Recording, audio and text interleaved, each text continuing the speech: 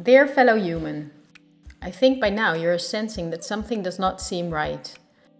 But I also think that poorly argumented conspiracy theories have caused you to stay far from the fear-mongering media and conspiracy theorists alike. But please listen, because as you're watching, millions fall into poverty because of the corona measures of the past year. Even if the greatest economic crisis in history has not affected you yet, it will only be a matter of time until the rippling effects will hit you as well. This is not fear-mongering, but it's a harsh reality. I also think we might mitigate the damage and may even do better provided we are informed correctly about our situation.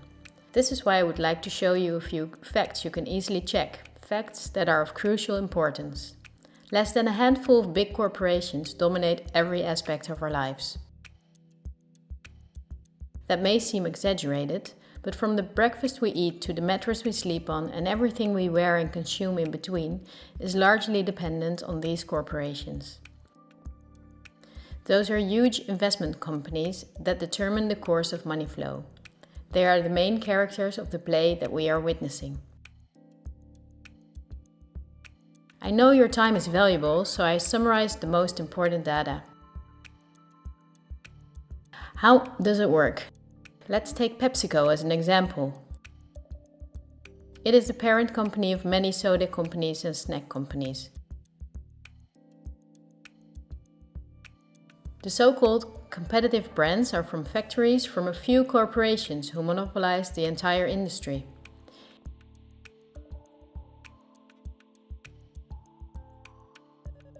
In the packaged food industry, there are a few big companies, like Unilever, the Coca-Cola company, Mondelez and Nestlé.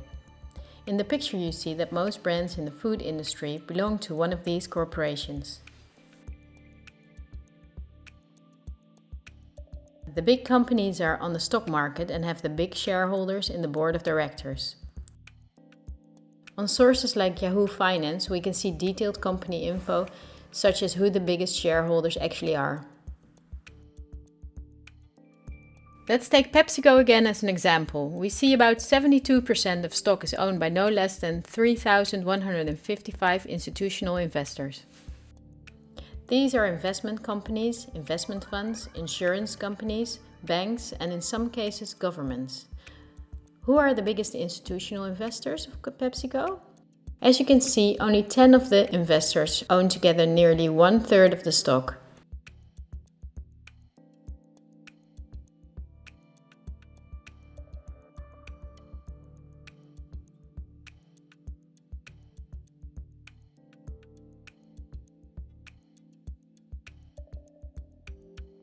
The top 10 of investors together amount to a value of $59 billion.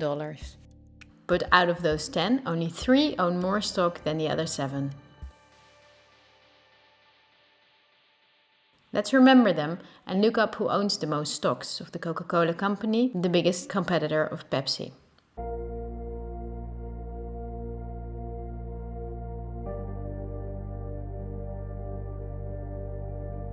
The biggest lump of stock is again owned by institutional investors. Let's look at the top 10 and start at the bottom 6 of them. 4 of these institutional investors we also saw at the bottom 6 of PepsiCo. These are Northern Trust, JP Morgan Chase, Geode Capital Management and Wellington Management. Now let's look at the 4 biggest stock owners.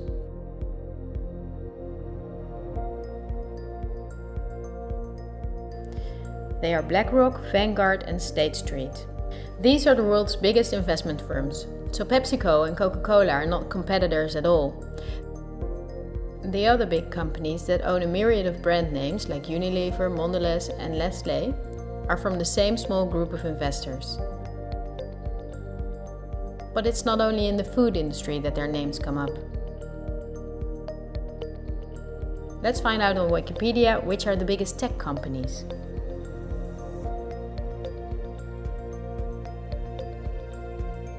Facebook is the owner of WhatsApp and Instagram.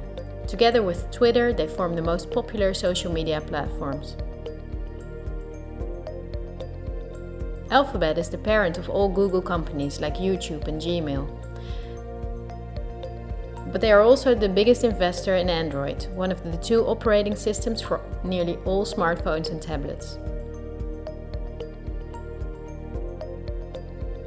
The other operating system is Apple's iOS. If we add Microsoft to the above three, we see 4 companies making the software for nearly all computers, tablets and smartphones in the world. Let's see who are the biggest shareholders of these companies. Take Facebook. We see that 80% of the stock is owned by institutional investors. These are the same names that came up in the food industry. The same investors are in the top 3. Next is Twitter. It forms with Facebook and Instagram the top 3. Surprisingly, this company is in the hands of the same investors as well. We see them again with Apple and even with their biggest competitor, Microsoft.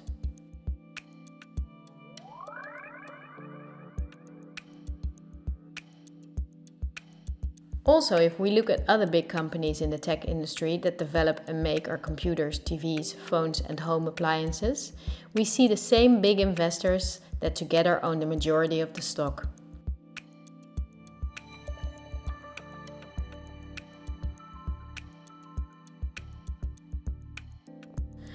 It's true for all industries, I'm not exaggerating.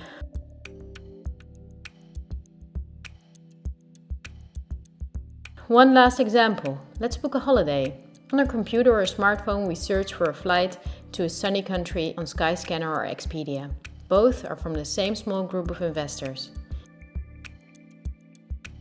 We fly with one of the many airlines, many of which are in the hands of the same investors and of governments, as is the case with Air France-KLM. The plane we board is in most cases a Boeing or an Airbus, also owned by the same names. We book through Booking.com or Airbnb, and when we arrive we go out for dinner and place a comment on TripAdvisor. The same big investors show up in every aspect of our trip. And their power is even bigger because of the kerosene is from their oil companies or refineries. The steel from which the plane is made comes from their mining companies. This small group of investment firms and funds and banks are namely also the biggest investors in the industry that dig for raw materials. Wikipedia shows that the biggest mining companies have the same big investors that we see everywhere.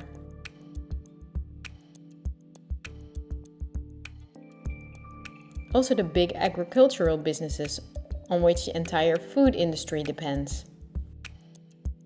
They own Bayer, the parent company of Monsanto, the biggest seed producer in the world.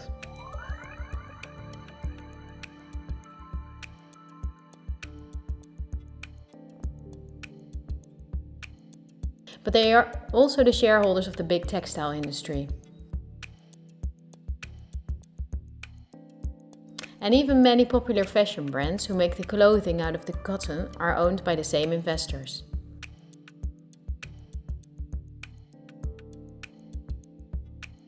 Whether we look at the world's biggest solar panel companies or oil refineries, the stocks are in the hands of the same companies. They own the tobacco companies that produce all the popular tobacco brands, but they also own all big pharmaceutical companies and the scientific institutions that produce medicine.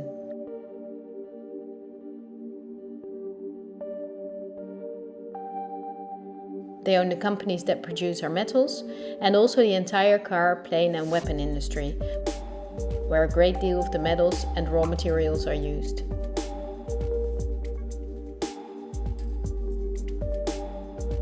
They own the companies that build our electronics, they own the big warehouses and online markets, and even the means of payment we use to buy their products.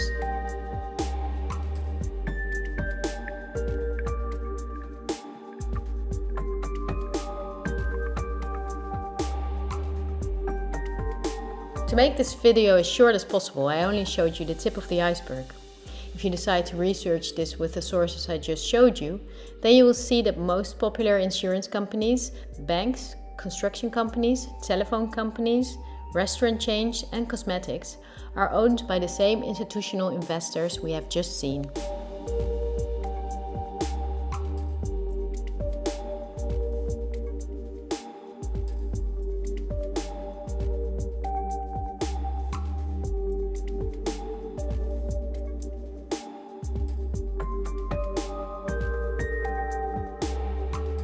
These institutional investors are mainly investment firms, banks, and insurance companies.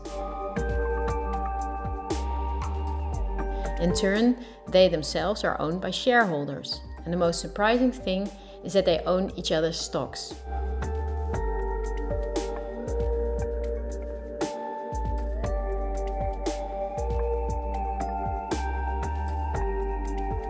Together they form an immense network comparable to a pyramid. The smaller investors are owned by larger investors. Those are owned by even bigger investors. The visible top of this pyramid shows only two companies whose names we have often seen by now. They are Vanguard and BlackRock. The power of these two companies is beyond your imagination. Not only do they own a large part of the stocks of nearly all big companies, but also the stocks of the investors in those companies. This gives them a complete monopoly.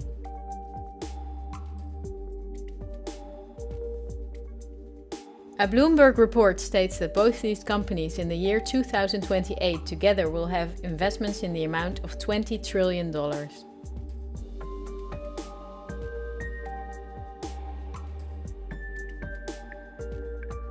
That means that they will own almost anything.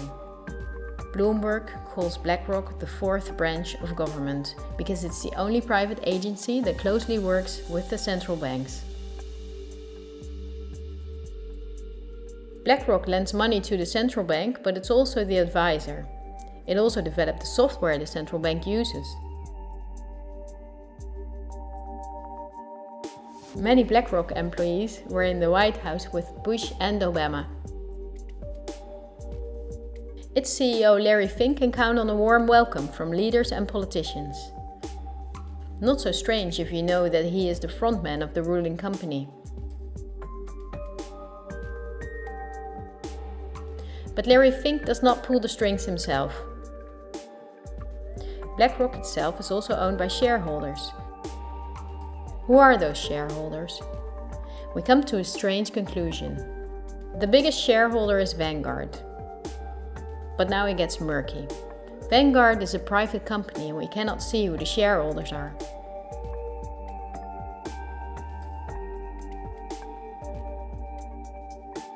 The elite who own Vanguard apparently do not like being in the spotlights.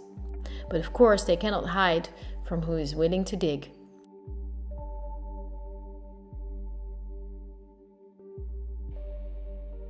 Reports from Oxfam and Bloomberg say that 1% of the world together owns more money than the other 99%.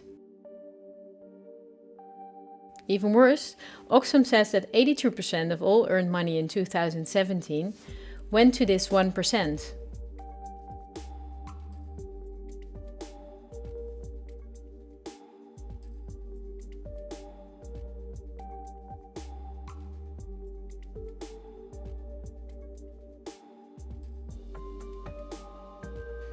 Forbes, the most famous business magazine, says that in March 2020 there were 2,095 billionaires in the world.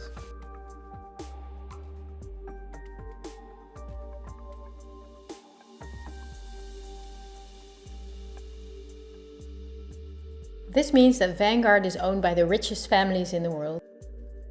If we research their history, we see that they have always been the wealthiest, some of them even before the start of the Industrial Revolution. Because their history is so interesting and extensive, I will make a sequel. For now, I just want to say that these families, of whom many are in royalty, are the founders of our banking system and of every industry in the world. These families have never lost power, but due to an increasing population they had to hide behind firms like Vanguard, of which the stockholders are the private funds and non-profits of these families.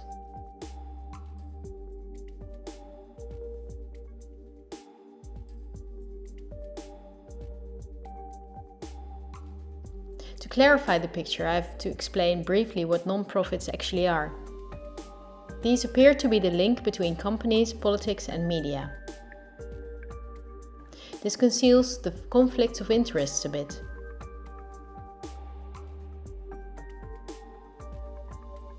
Non-profits, also called foundations, are dependent on donations.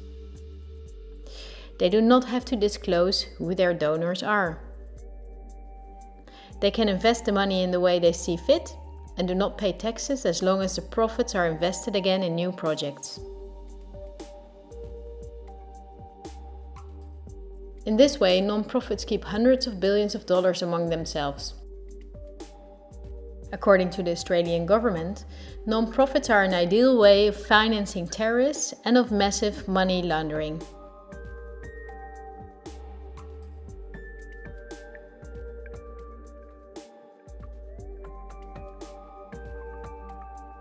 The foundations and funds of the families that are the richest stay in the background as much as possible. For issues that get much attention, the foundation of philanthropists are used that are lower in rank but very rich. I want to keep it short, so I will show you the 3 most important ones that connect all industries in the world. They are the Bill and Melinda Gates Foundation, the Open Society Foundation of the controversial multi-billionaire Soros, and the Clinton Foundation. I will give you a very short introduction to show you their power. According to the website of the World Economic Forum, the Gates Foundation is the biggest sponsor of the WHO. That was after Donald Trump quit USA financial support to the WHO in 2020. So the Gates Foundation is one of the most influential entities in everything that concerns our health.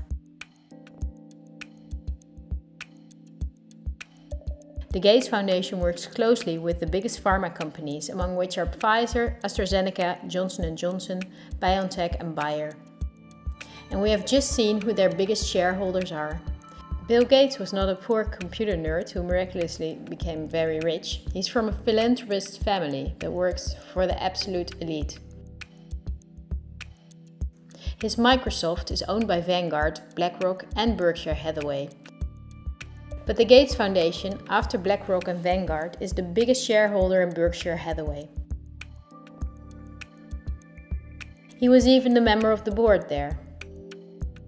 We would need hours if we wanted to uncover everything in which Gates, the Open Society Foundation of Soros and the Clinton Foundation are involved. They form a bridge to the current situation, so I had to introduce them. We need to start the next topic with a question. Someone like me, who never makes videos, can with an old laptop objectively show that only 2 companies hold a monopoly in all industries in the world. My question is, why is this never talked about in the media? We can choose daily between all sorts of documentaries and TV programs, but none of them cover this subject. Is it not interesting enough? Or are there other interests at play? Wikipedia again gives us the answer. They say that about 90% of the international media is owned by 9 media conglomerates. Whether we take the monopolists Netflix and Amazon Prime, or enormous concerns that own many daughter companies like Time Warner, the Walt Disney Company, Comcast, Fox Corporations, Bertelsmann and Viacom CBS, we see that the same names own the stocks. These corporations not only make all the programs, movies and documentaries, but also own the channels on which those are broadcast. So not only the industries, but also the information is owned by the elite. I will show you briefly how this works in the Netherlands. To start with, all the Dutch mainstream media are owned by 3 companies. The first one is the Persgroep, the parent company of the following brands. Apart from the many newspapers and magazines, they also own Sanoma, the parent company of some of the big commercial Dutch channels.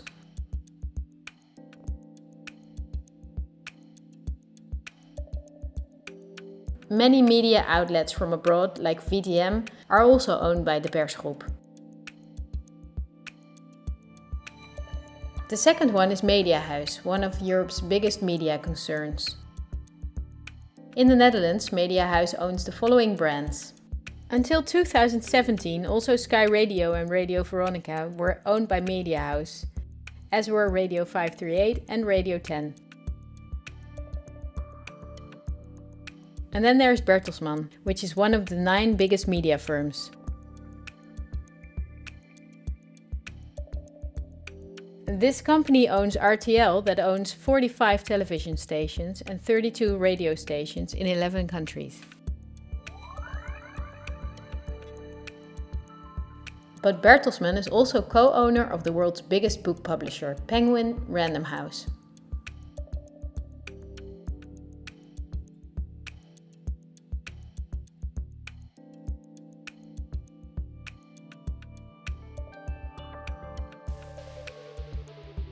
The stocks of these companies are owned by private funds of 3 families.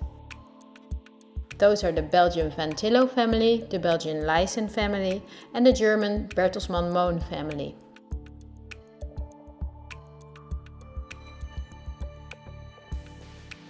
All 3 families sided with the Nazis in the war, according to Wikipedia. For this reason, the Telegraaf, the Leysen newspaper, was temporarily forbidden in the Netherlands after the war. To complete this overview, look at where the news comes from.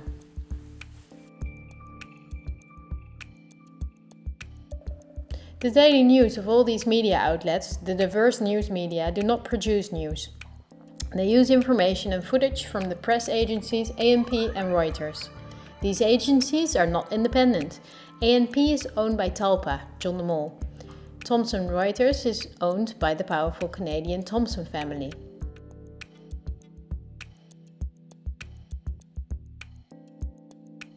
The most important journalists and editors working for these agencies are a member of a journalism agency like the European Journalism Centre.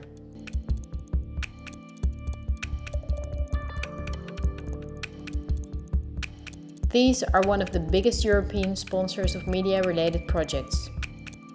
They educate journalists, publish study books, provide trainee spaces in press agencies, and work closely together with the big corporations, Google and Facebook.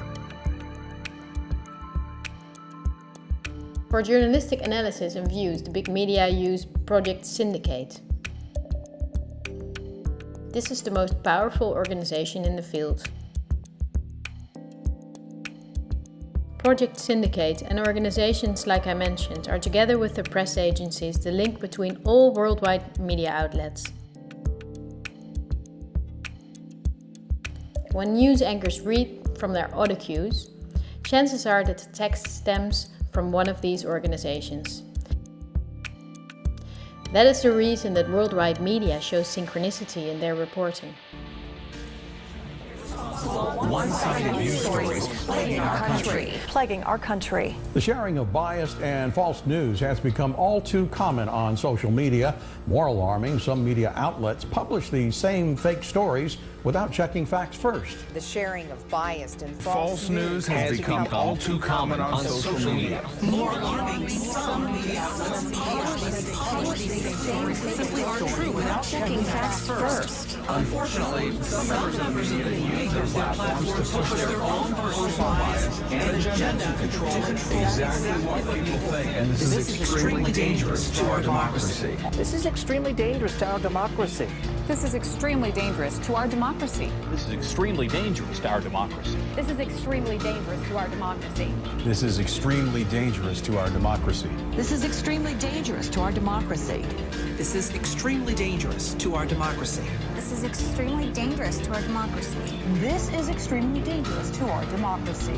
This is extremely dangerous to our democracy. This is extremely dangerous to our democracy. This is extremely dangerous to our democracy. This is extremely dangerous to our democracy. And look at the European Journalism Centre itself. Again, the Gates Foundation and the Open Society Foundation. They are also heavily sponsored by Facebook, Google, the Ministry of Education and Science, and the Ministry of Foreign Affairs. Who sponsors the organization and press agencies that produce our news? With Project Syndicate, we see the BMGF, the Open Society Foundation and the European Journalism Centre. The organizations that bring the news get paid by non-profit organizations, of the same elite that also owns the entire media. But also a part of taxpayers' money is used to pay them. In Belgium there are protests regularly since Media House and the Persgroep receive millions of euros from the government, while many are abroad. As a closing note, we take our Dutch Public Broadcasting Service, NPO. Criticism that it is a mouthpiece of the government, that in itself could be a mouthpiece of the big corporation, is not unfounded. The chairman of the supervisory board of the NPO is Tjibbe Joustra. He wrote the electoral platform for the VVD, a right-wing liberal party. Former VVD leader Ed Nijpels was chairman of Avrotros. VVD legislator Erik van den Burg is chairman of the NTR. Former chairman of the VVD Bas Eenhoorn is now chairman of WNL.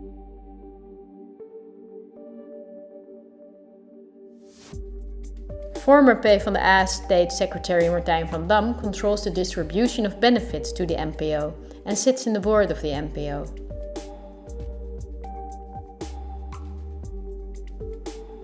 Former chairman of the PvdA is now in the supervisory board of the VARA.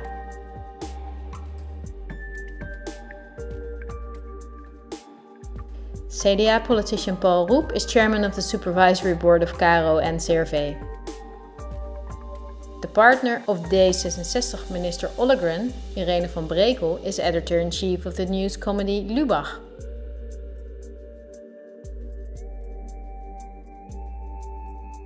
Former news anchor Pia Dijkstra is now a member of parliament for D66.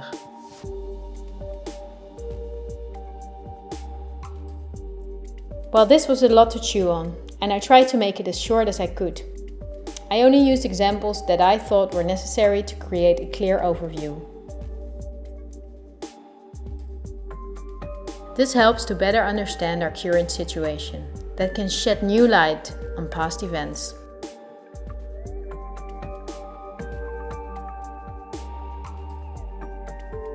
There will be enough time to dive into the past, but now let's talk about today. But my goal is to inform you about the danger we are in now.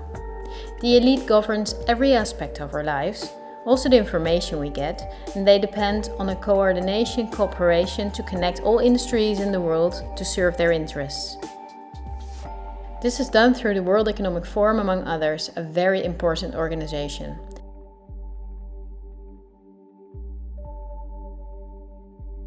Every year in Davos, the CEOs of big corporations meet national leaders, politicians and other influential parties like UNICEF and Greenpeace.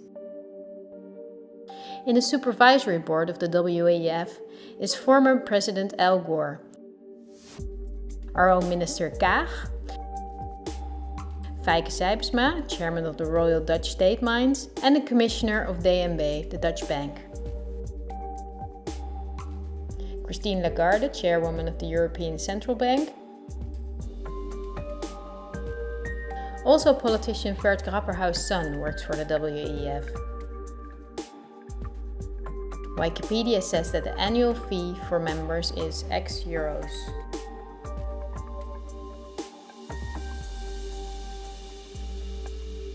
But over half of her budget comes from partners who pay the cost for politicians who otherwise could not afford membership. Wikipedia also mentions this.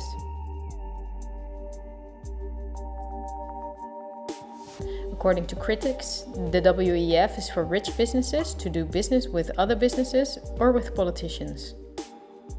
For most members, the WEF would support personal gain instead of being a means to solve the world's problems. Why would there be many world problems if the industry leaders, bankers and politicians from 1971 onwards have gathered every year to solve the world's problems? Isn't it illogical that after 50 years of meetings between environmentalists and the CEOs of the most polluting companies, nature is gradually doing worse, not better? That those critics are right is clear when we look at the main partners that together make up more than half of the budget of the WEF.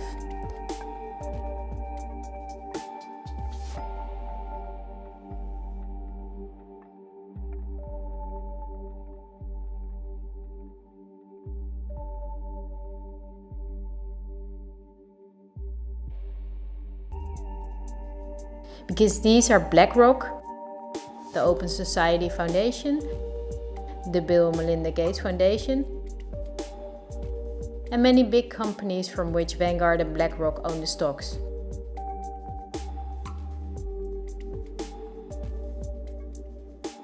Chairman and founder of the WEF is Klaus Schwab, a Swiss professor and businessman.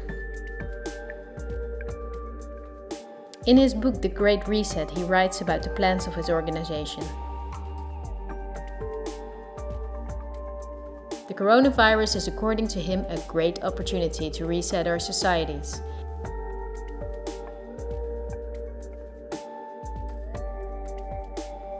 He calls it Building Back Better.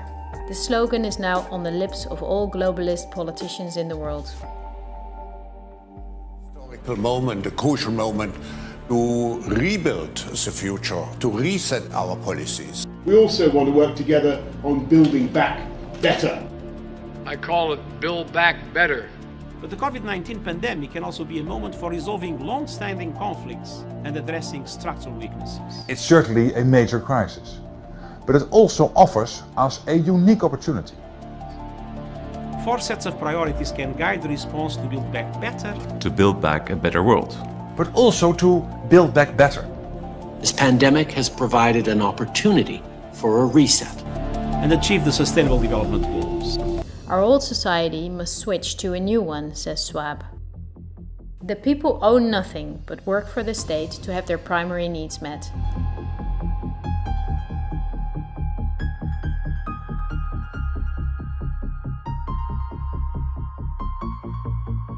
The WEF says it's necessary, for the consumption society the elite forced upon us is not sustainable anymore.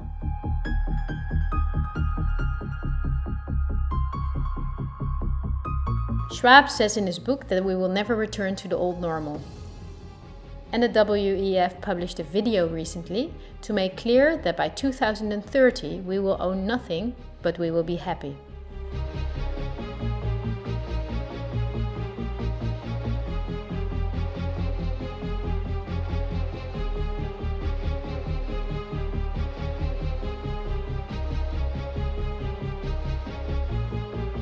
You probably heard of the New World Order. The media wants us to believe that this is a conspiracy theory, yet it has been talked about by leaders for decades.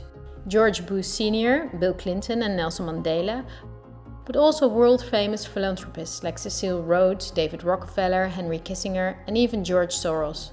We have before us the opportunity to forge for ourselves and for future generations a new world order.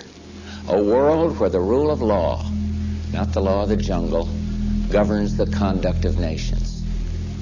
When we are successful, and we will be, we have a real chance at this new world order, an order in which a credible United Nations can use its peacekeeping role to fulfill the promise and vision of the UN's founders. After 1989, President Bush said, and it's a phrase that I often use myself, that we needed a new world order. The affirmative task we have now is to actually create a new world order.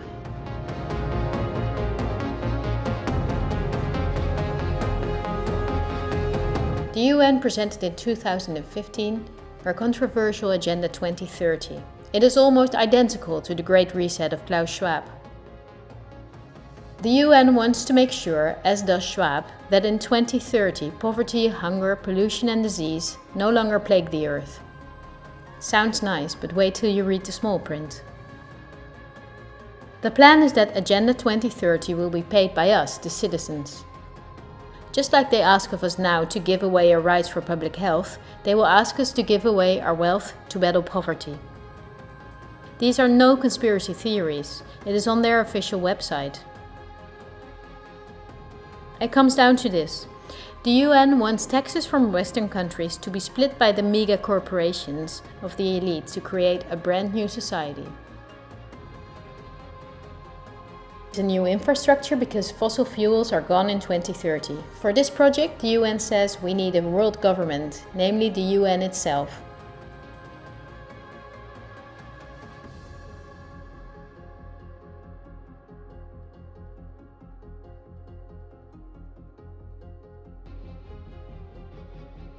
The UN agrees with Schwab that a pandemic is a golden chance to accelerate the implementation of Agenda 2030.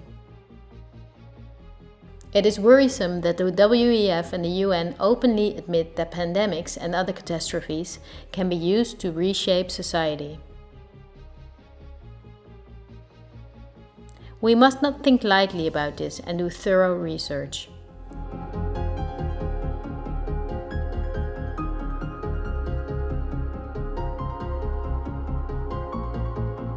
On Friday, October 18, 2019, months before the pandemic was announced, a gathering was held in the Pierre Hotel in New York City.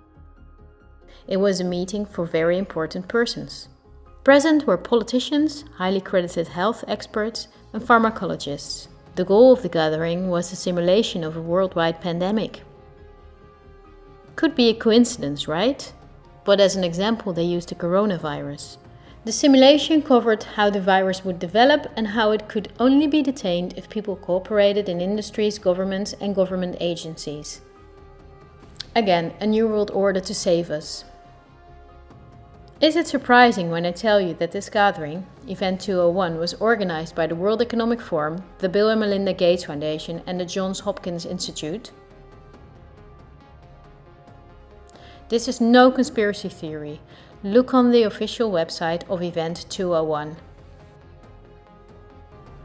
At this point, you may not be surprised anymore that the Robert Koch Institute, just like any other public institute, is closely connected to Gates' WHO, and that it created a similar simulation in 2012.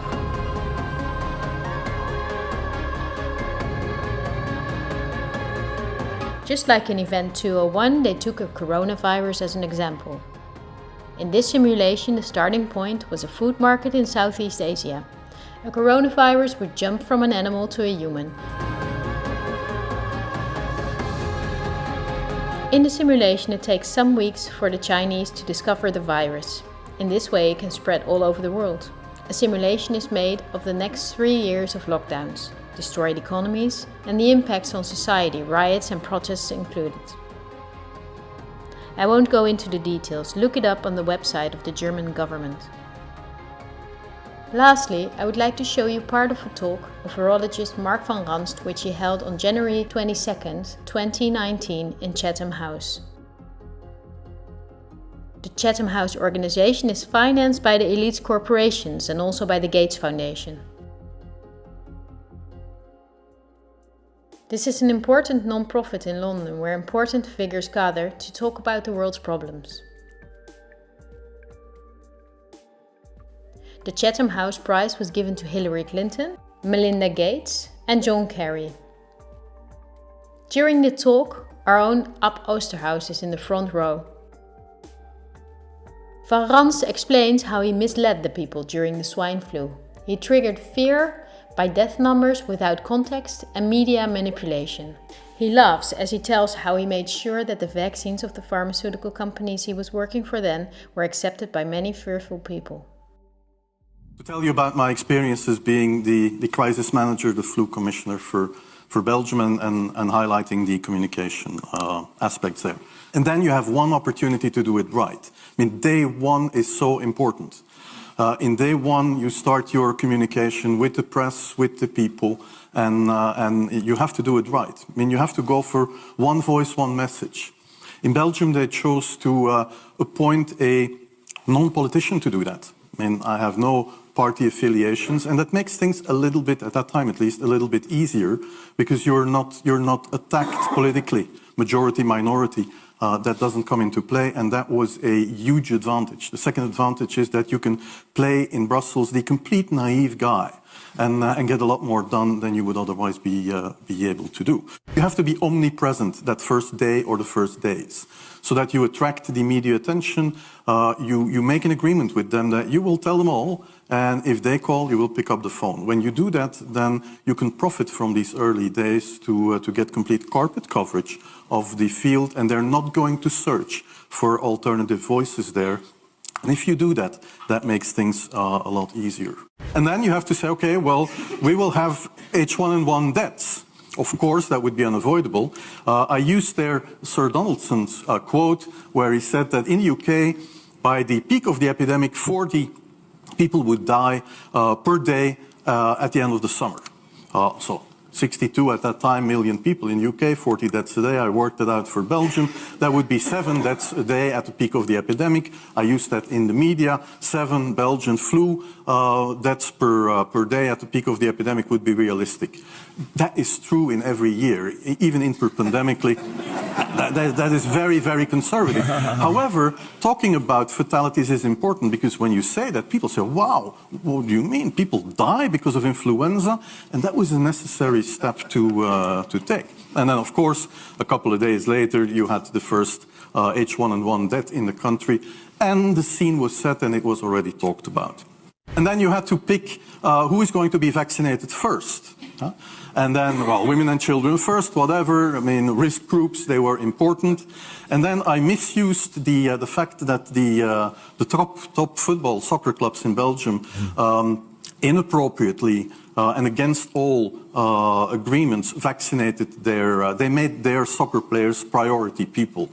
So I said I can use that because if the population really believes that this vaccine is so desirable that even the soccer players would be dishonest to get their vaccine, I said, okay, I can play with that. So I made a big fuss about this. This is Van Ranst is raving mad,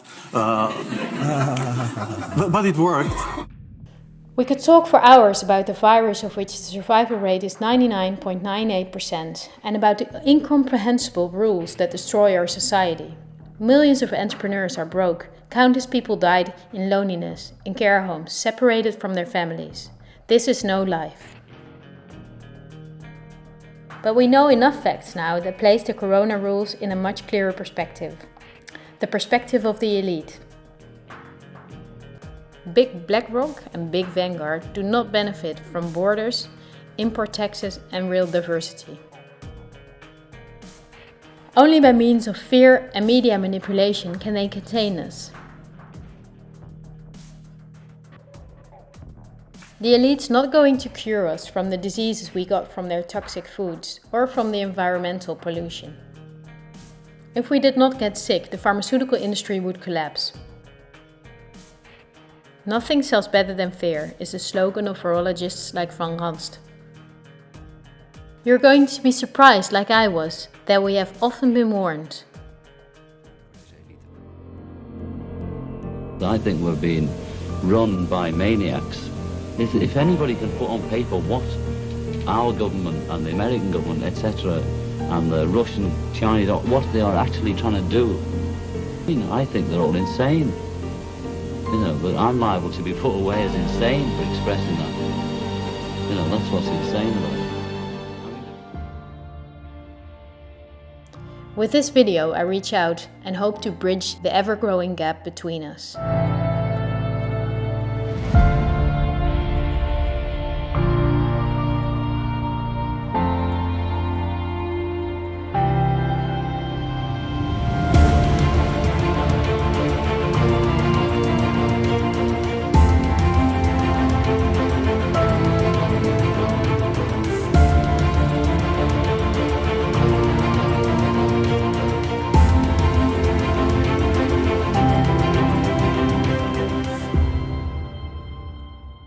Thank you for listening. I hope in a free future we will remember this time as a unique moment in human history. It will be a tough journey, but we will travel together. We will help each other when we fall, and we will not be fearful. We are the 99%.